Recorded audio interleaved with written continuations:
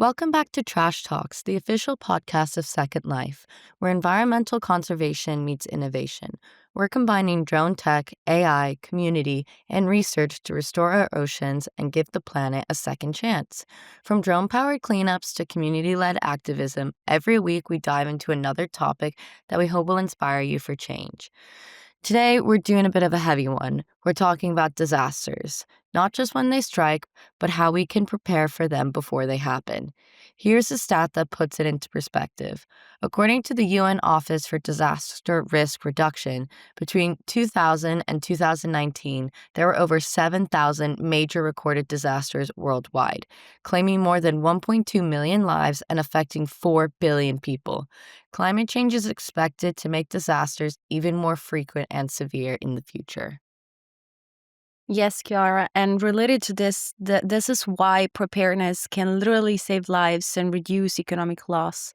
In fact, studies show that every dollar invested in disaster risk reduction can save up to $6 in disaster response and recovery.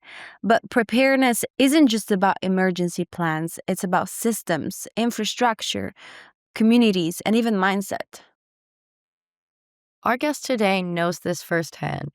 Giordano Margaglio works in M&E, climate justice, and resilience with Action Aid. He's worked on designing preparedness toolkits, leading horizon scanning for emerging risks, and coordinating initiatives like Get Airports Ready for Disaster in Asia Pacific. Beyond the UNDP and Action Aid in Kenya, Giordano directed also the documentary Echoes of the Wave in Sri Lanka, commemorating the Indian Ocean tsunami. It brings together policy, community action, and storytelling, all to strengthen how we anticipate and prepare for crisis. So today we'll dive into the one big question. How can the world get better at preparing for disasters before they happen? So, Giordano, welcome to the podcast. It's really great to have you here. And let's start with the big picture. Disasters are increasing in both frequency and severity. From your perspective, why is preparedness still often under prioritized compared to response? And how can we shift to that mindset? First of all, thank you so much for having me on this podcast. It's a real pleasure. And the question you just asked is a very fundamental and complex question that dozens of scholars and researchers have been trying to answer for years. So I'm going to do my best to answer it in a few minutes. But there are three main components that I would like to highlight. The first one is a neuroscientific answer. As humans, our species is not really is really capable of preparing for things. And we can see this in simple examples, like from children, when we tell them they shouldn't be doing something, and then they end up doing it anyway and hurting themselves. And only after they learn what is the best behavior according to a specific context. Humankind on a global scale is pretty much the same. Even though we have a lot of data, a lot of evidence that tells us that something bad is going to happen, political decision makers just still don't prioritize those choices until they end up in casualties, in economic loss, in mental health impacts, and so forth. There's a book that I really, really liked on this topic. It's called The Ostrich Paradox. And the subtitle is Why We Underprepare for Disasters. And the reason for this title is that people think that the ostrich buries his head under the sand whenever he perceives a threat, whereas that is a myth. Like, we use this metaphor, but the truth is that doesn't really happen in nature. And then humans, the authors outline 6 cognitive biases that affect our decision making, and they show how, on a very cognitive level, we are not really well equipped to prepare for things. And just to give a quick example, for example, there's something called the amnesia bias, which is when we forget really quickly what has happened. So when in terms of disasters such as tsunamis, for example, that they have a really long return period, we underestimate the fact that it could happen again. Another one is called the optimism bias. And that is when we always assume that something bad is going to happen, not to ourselves, but to our neighbor, to our friends, to our family members. So even when it comes to simpler things like not big scale disasters, but pickpocketing or robbery or these kind of things, we always hear other people who are impacted, but then that affects our decision making to take action in a proactive way.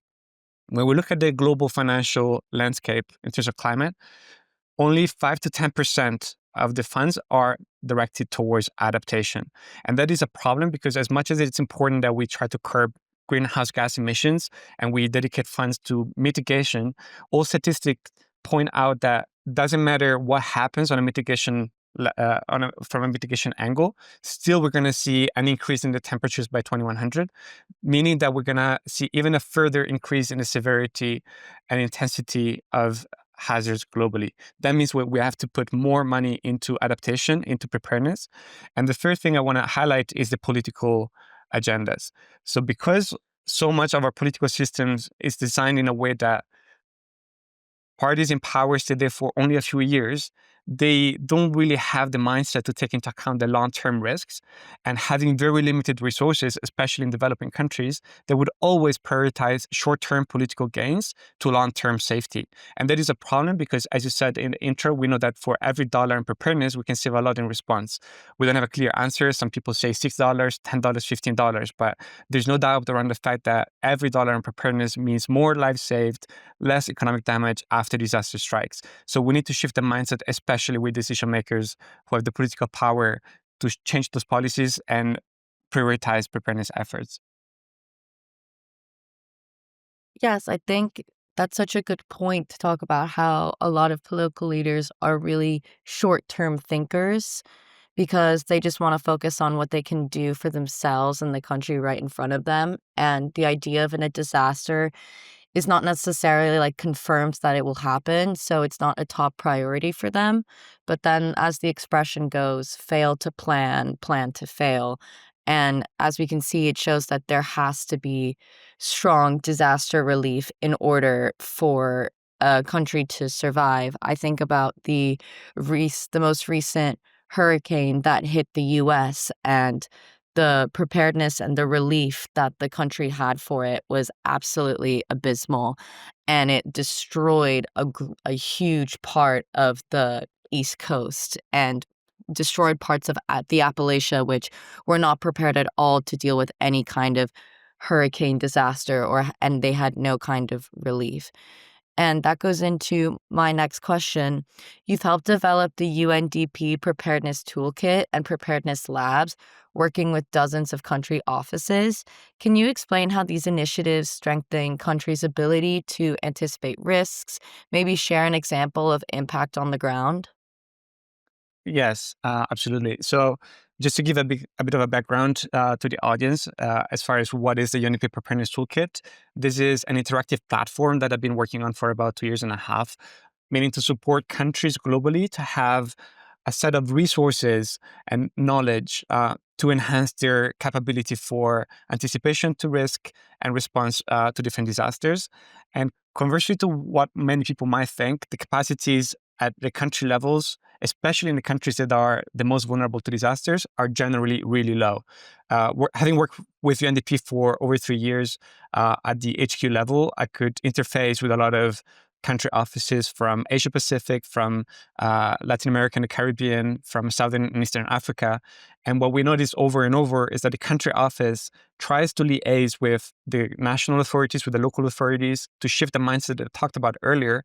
But then the issue is that the resources, and not just financial, but even the knowledge resources, the skills, are really low. So we wanted to create something really pragmatic, really interactive, simple to use for them to enhance these capacities so that they could also change the narrative when it comes to disaster preparedness. And to give you an example, I actually want to bring an example that is not from the toolkit, but from another program that I've been managing for a few years, and that is called GUARD, which stands for Get Airports Ready for Disaster. And this is a public-private partnership between UNDP and DHL, the big logistics company. And the purpose of this program was to enable airports to stay open in the face of disasters. And the reason why this is so important is that oftentimes the airport is a lifeline for the country, is an access point for humanitarian aid, for supplies and resources. So a couple of years ago, I got a chance to travel to the Kingdom of Bhutan, and this was by far one of my favorite work missions ever. Because of the peculiar context of this country that is quite inaccessible and not many people know about, is mostly renowned for being the country of happiness because they have a Ministry of Happiness. But one thing that struck me once I got there was that they have one international airport, Paro International Airport. And this airport is so complex because it's high up in the Himalayas that right now only 50 pilots all over the world are certified to land planes there. So that means that in a disaster situation, you only have a few pilots who can go. Because of visibility reasons, it's really tricky to move people in and out. So once I got there, we gathered together all the key stakeholders who work on disaster risk reduction, on humanitarian aid. So we had the government, we had the airport authorities, we had the private sector, and we tried to look at what are some of the scenarios of what could happen. And just to give you a bit of information, in Bhutan, it's very prone to earthquakes, obviously by being in the Himalayas. So there is a meeting point of different fault lines, of different tectonic plates, sorry. And then also they have a lot of glacial lakes. And right now with climate change, we see an increase in the glacial lake outburst floods or GLUFs, which is a very heavy hazard whereby a part of the mountains is collapsing with ice, with debris, with water, devastating entire villages. So based on these scenarios, we basically conducted the risk assessment at the airport to see what were the main bottlenecks, the main challenges in that kind of situation, so that once the actual hazard occurs, then everyone, all the stakeholders know how to coordinate, they know how to direct resources, and that exactly is the value of preparedness. You're more familiar with what's about to happen, and you don't have to improvise in an emergency situation. That is such an interesting case study to hear about. My father as well has traveled to Bhutan a lot for working on similar things like that, and I always find listening to him talk about it to be very interesting. And into my next question, I'm fascinated by the serious game methodology you worked on. How can something like a game help decision makers or responders prepare for real world crises? This is a great segue from what I was referring to earlier. And also to go back to the neuroscience, which I'm very passionate about. Whenever there is a threat, and that happens to children, but it happens to adults as well, in the limbic system, we have two key components, which are the amygdala and the hypothalamus. And whenever these systems, they detect a threat, they trigger the sympathetic nervous system. And what that does is renownedly to trigger the fight, flight, or freeze response, which is a survival mechanism just in the same way that animals have in the wild. So the issue is, even though society has evolved, we evolved as humans, we still have that nervous pretty much take control whenever, for example, even we're crossing the roads and then we see a car coming to us, right? We either freeze or we run. And that is a problem because we're not in control, because that is an automatic response. So when a disaster happens where we have to be quick in undertaking decisions that may determine whether we survive or not, we want to be as much as possible in control of what happens within our brain. And games are a fantastic way to replicate some conditions that make our nervous system more familiar with that specific situation. So to give you a practical example, this is something very much implemented in Japan, which is, in my opinion, but also according to disaster risk practitioners, the best country in the world as far as resilience is concerned, because they were able to implement, for example, in schools, they have some simulations where they give virtual reality to children. And then with the use of virtual reality, they can replicate, for example, an earthquake or a flood. They even have three-dimensional representations of the school itself, whereby they can do evacuations, early warning, and that way they already trigger the limbic system in a way that is safe and where the kids can experience that scenario without having all the fear and the trauma that comes with a real disaster. But what that does is whenever then the real thing happens, they're familiar, they don't panic, and they're able to take informed decisions as opposed to having their autonomic nervous system being triggered. When it comes to decision makers, it's a bit different, although the same principles apply.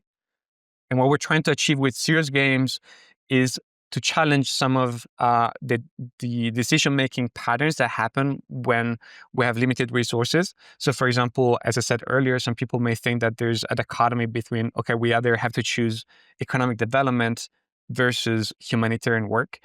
And then how do you take those impossible decisions when you have limited resources? So we try to replicate some of those trade-offs. We try to show what are some of the dynamics among stakeholders when they have competing interests. so that also they realize that this is something they cannot underestimate, but they all need to come up with a contingency plan with roles and responsibilities before disasters occur. Thank you so much, Giordano. I came across your videos on Instagram. I actually I didn't come across. I searched for them, and they're really engaging in disaster risk preparedness. And you give voice to the communities. You give voice to these problems. They're not really treated on social media in general, as you were saying. They're under prioritized, and so this reflect also on social media. When I scroll, I sometimes I just see disasters happening and videos from communities all over the world, recording their disasters like earthquakes or flood, and there's not actual storytelling, at least when I scroll and on my feed. But I couldn't see a wave of storytelling on disaster risk preparedness, which I think is super important. So you actually do it. And I was looking at your video, and you quoted in one of the videos recorded in Kenya, you quoted, "You don't have to be a voice for the voiceless, just pass the mic." And I really like that quote. Can you walk us through a little bit more on the role of storytelling in talking about the climate crisis and disasters? Yeah, that is an issue to my heart, especially in the past couple of years. And as you said, there's not much media covering about disasters, or better, the understanding that most people have, which is the same that I used to have before starting this journey, is either from disaster movies like The Day After Tomorrow and those kind of films that are really, they're trying to portray this really malevolent and devastating nature, and a few people trying to carry on the future of humankind. And the other thing is, whenever there's earthquakes, hurricanes, we have a lot of media coming in on the ground a few days after, and then they speak a lot about, earthquake kills people, we see hurricane killing people, and then the narrative is almost always the same of the struggle of man versus nature. And I think the role of storytelling in disaster risk reduction is to shift the narrative in a way that highlights how these events in nature, they're not inherently disasters. These events in nature are fundamental to sustain the ecological balance of our planet. And whenever people die because of them, it's a human error. So you could argue that every disaster ever happened on Earth was caused by mankind. And what I always say is, if a tsunami happened on a desert island and can kill nobody, could you call that a disaster? No, right? Because the tsunami wave, the hurricane, the flood, they're just things happening in organic natural processes. And obviously now we are changing those patterns because of man-made climate change.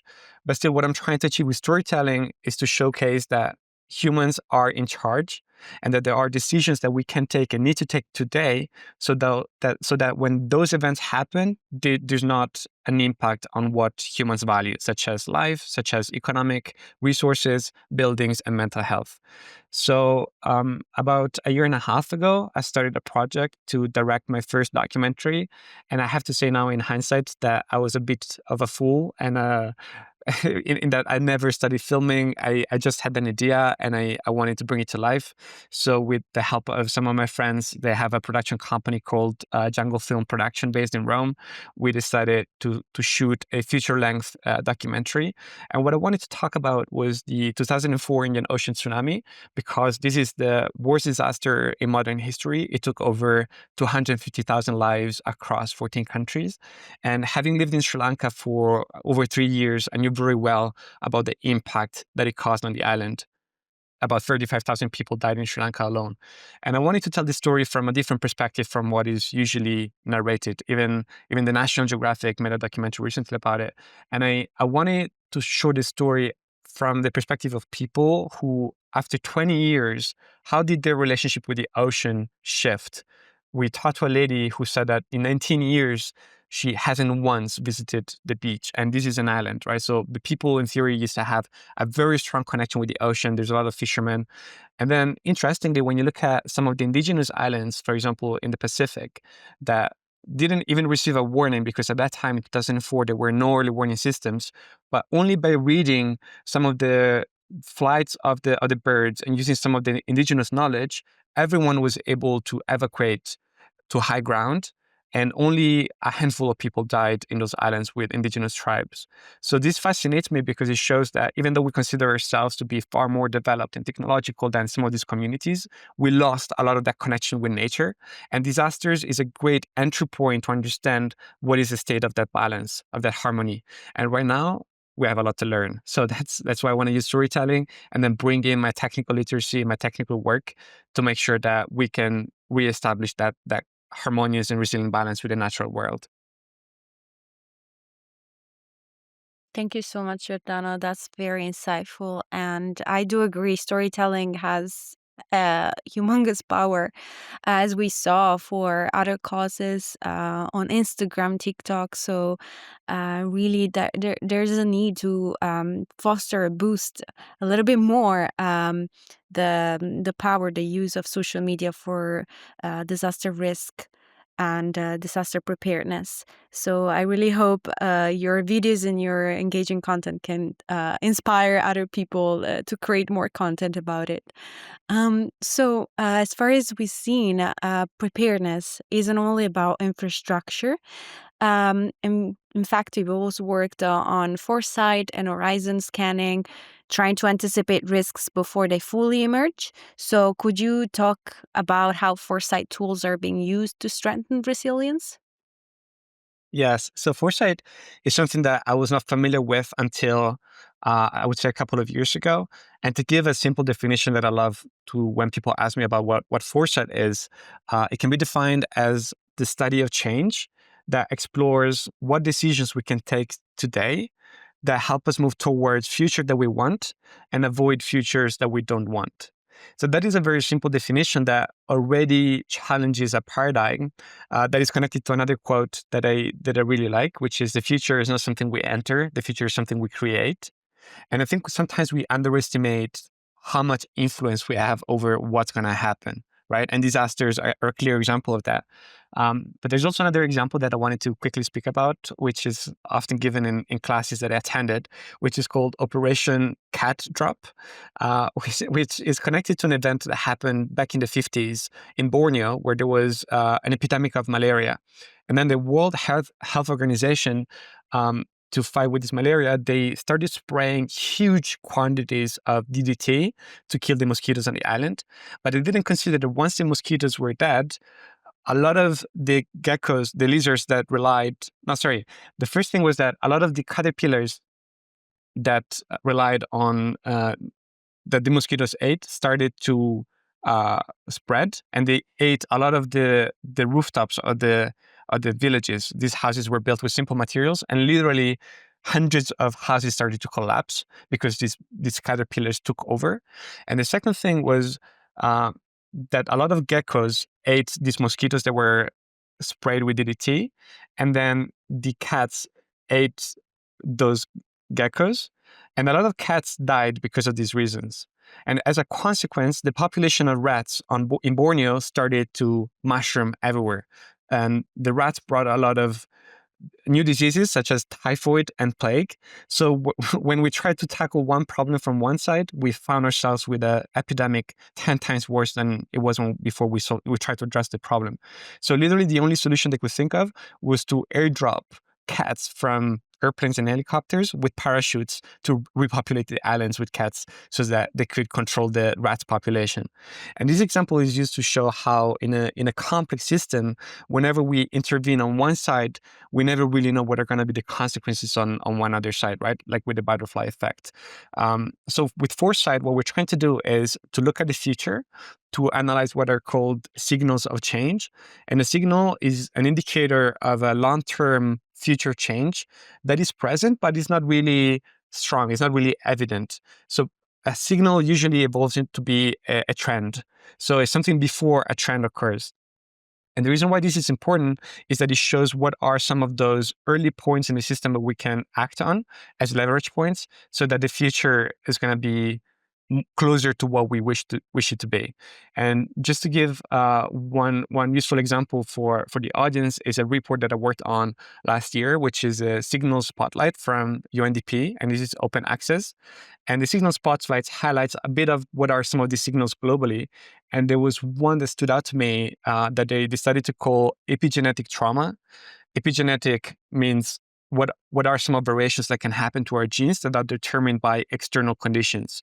And one thing to notice is that communities who experience very big disasters, such as the 2004 tsunami, such as 2005 Katrina hurricane, the impact of those disasters is not only on the people that experience it, but potentially also to the children who are not yet born. So there were many studies that were done on pregnant women who experienced some of these events, and they showed that in the kids that were born following the disaster, so they were not even there on this earth when that happened, there were massive increase in anxiety and depression, especially for girls, and in ADHD for boys. And this evidence was found even 10, 15 years after the disaster happened. So the reason why that is a relevant signal today is because we spoke about how the number of disasters is increasing globally, and we still don't know what is going to be the long-term consequences on people that are not even born yet.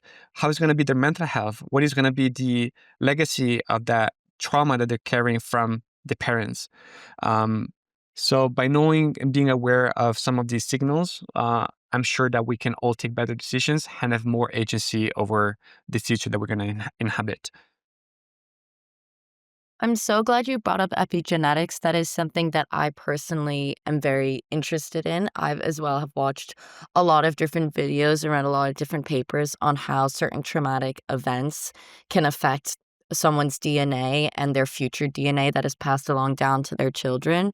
There was a study that was done during World War II. There was a man-made famine in the Netherlands where food was cut off from, like, entering into the city, and they found that the people who were then starving, they passed down genes to their children of learning to hold on to stronger fat cells in order to survive, and that has led to, like, a rise in obesity for for their children and their children's children because of the trauma of the famine. And I definitely think that epigenetics is something that should definitely have, like, more research on, especially when it comes to how we adapt in order to survive.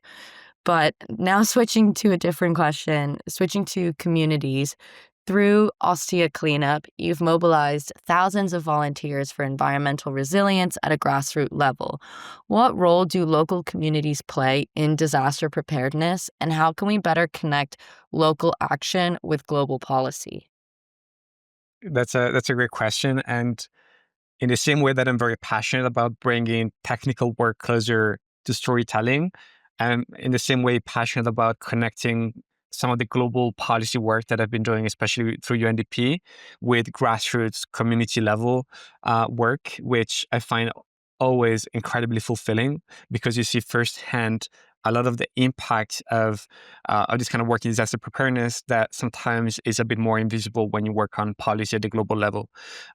So just to give a bit of context, in the past few months, I've been working with Action Aid International Kenya, based in Nairobi, where I had a chance to do a lot of really locally led community work. And ActionAid is a fantastic organization in that they really listen to the communities. They have a very feminist lens in the work that they do, especially with women, girls, and persons with disabilities. So I got to travel to different counties across Kenya. And a lot of these counties, they are harshly impacted by the climate crisis. I've been to places where it hasn't rained in months.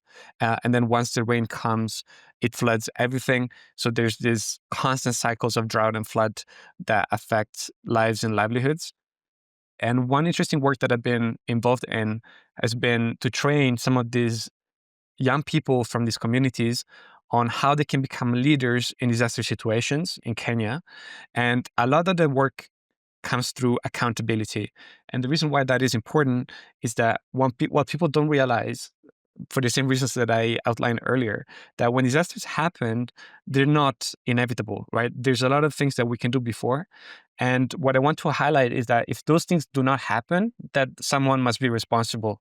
So if people are more familiar with, if there's an earthquake, it doesn't mean that X number of people has to die, but it's up to policymakers to make sure that there are some safety standards, that there's evacuation drills, and so forth. Then they can also demand accountability from the right holders and make sure that those policies are in place and that they protect the most vulnerable. So this is something that I always encourage the youth to follow through, is to really research what are some of the mandatory policies that we need to have, because also it comes to a violation of human rights. If someone is impacted by even the climate crisis, it means that there's been a violation of human rights, like the ICJ recently stated. And on the other side, when it comes to institutions, because I also have the other hat, so I am both a community member, but I'm also someone working with national authorities, with the UN system, is to really seek as much as possible to implement community-based approaches, because there are countless examples of top-down solutions that have been forced to a community, even if the intent was good, that backfire because perhaps it didn't match some of these cultural beliefs, the cultural values in the community, or it wasn't just efficient for the local context. So one thing I'm really a fan of is community-based disaster risk reduction, whereby institutional actors and national level stakeholders come to the community and they sit together and they hear what are some of the challenges, some of the themes. Because even one girl gave me this example of a big flood that happened in Kenya last year, and then the national response agency came in with some boats, and they didn't know how the river behaved, and they ended up killing more people than the ones that would have died with a different response approach. So it's really important that the local knowledge is integrated with the institutional power and resources to meet halfway, to make sure that a community is safe and resilient as much as possible. Thank you so much for being here today, Giordano. I thoroughly enjoyed this episode and felt like I really got to learn a lot more on how disaster relief works. Thank you. It's been really a pleasure being here. Thank you, Giordano. This was a great episode with great insights. We really hope the audience is gonna appreciate it as much as we appreciated it, and this is gonna be also inspiring for everyone to take action and maybe raise more awareness through social media as well.